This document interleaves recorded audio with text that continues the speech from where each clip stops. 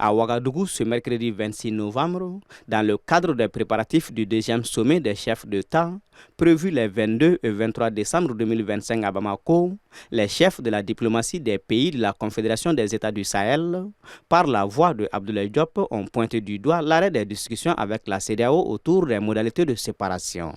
Désigné en janvier dernier par ses homologues du Burkina Faso et du Niger pour convenir des détails de la rencontre technique avec la CEDEAO, Abdoulaye Diop a rappelé la dynamique constructive enclenchée par la séance de travail tenue le 22 mai 2025 à Bamako entre les ministres des Affaires étrangères de l'AES et une délégation de la CEDEAO.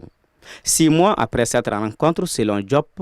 les discussions sont au point mort. Il dit, je cite, « S'agissant de la CEDEAO, il est regrettable que malgré la disponibilité maintes fois affichée de la Confédération AES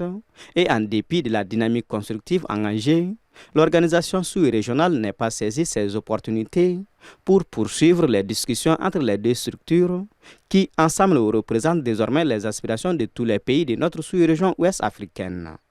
Par ailleurs, notamment au niveau continental, Abdoulaye Diop a plaidé pour la levée des sanctions contre-productives qui frappent les 3 pays de l'AES. Il a souligné que la Confédération reste vigilante